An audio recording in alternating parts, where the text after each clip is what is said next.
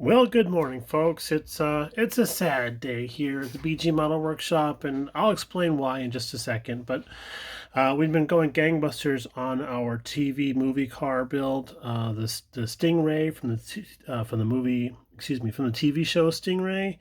Um, we were going gangbusters on that last night, so I thought we'll set that aside. We got a little bit of time left on that, so we'll go back to our Finish It February project, which is a portion 914/6. Oops, I said slash again. But yeah, we always store our parts in pill bottles, and it's a, it's a limitless supply here at the house. But there was a problem, and here is our front windscreen.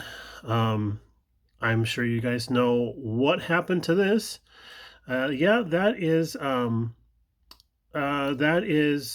super glue fogging. So I had put everything in a little jar and set it aside so I can clean off the desk and start working on the Stingray. And I had glued this little strip here, supposed to be on the front bumper. I glued that on place, and I thought I left it out long enough to cure up. And I think I had. I left it outside, out long enough to cure up and everything, and then I packaged everything up in this jar and then set it aside. And then last night I started to dig through stuff and pull everything out, and I pulled out this bumper piece, and I thought that's a lot duller looking than I remember it to be.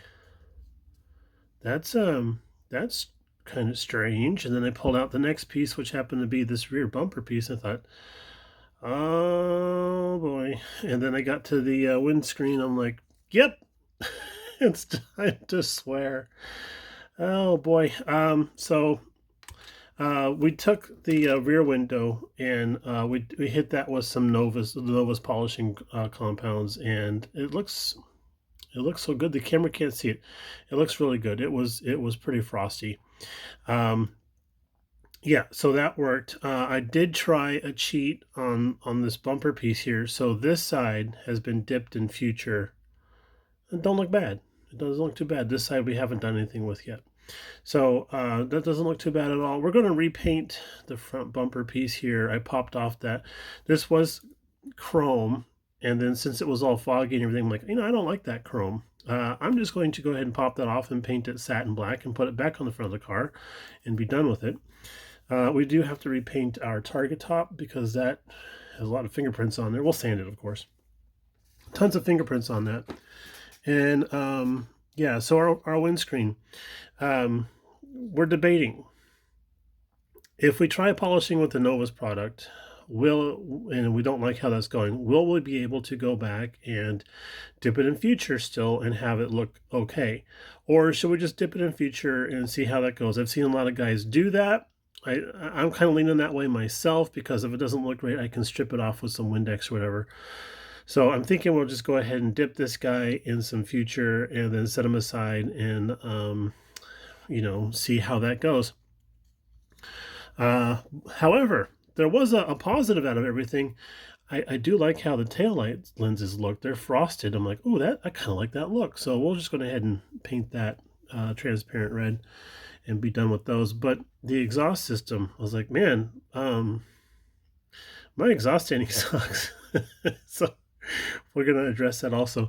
But we were so close. I mean, I thought maybe we could just open up the little parts jar here, pour it out on the desk, glue on some pieces, and bibbity bobbity boo, be done.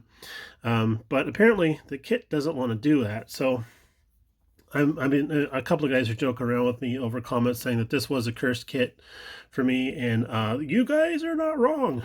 But let me show you what we got so far. I don't think I gave a tour before I packed it all up, but got our interior tub in. Okay, in the back here, both lids open, as blurry as they are. So we're gonna see if we can tease this one open here a little bit. There we go. And then we drilled out the openings for our carbs. I thought that would look pretty good, since that was the only thing we're going to see through the top of there.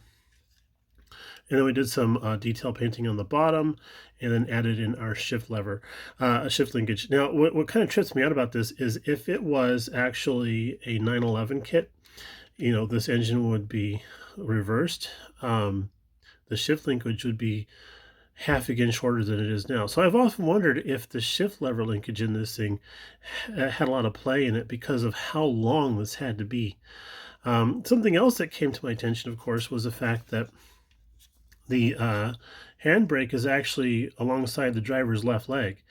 Kind of unusual for Porsches. Usually, all that stuff's in the center. So then, the reverse nature of the engine here kind of caused me to consider, perhaps like Ferraris and Lamborghinis that are mid-engine, um, that they have to put the brake lever on the side like that because they can't run it down the center like they used to on the other cars. So I've often wondered, by reversing the engine on this car, how much engineering they had to rethink in order to accommodate for that.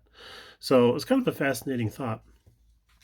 Anyway, that's where we're at with this guy. We're going to continue on. We're going to give this. We're going to look into the future, and then just kind of tinker around with it a little bit more.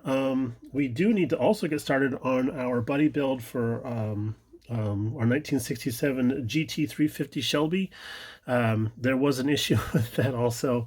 My sister's household has been stricken by COVID with my brother-in-law, and my nephew Dex had asked to start building models. So I had a couple of kits here that I delivered over to the house, and he didn't have any tools, so I gave him my nippers. And I've dug all through my toolboxes and stuff. I haven't found anything to replace the nippers that I gave away, so I have to go to the hobby store and buy myself some new ones. Oh, shucks, I have to go to the hobby store. But yeah, that's going to be the bright side of today. All right, y'all, thanks for tuning in yet again, and we'll talk to you a little bit later on. Bye!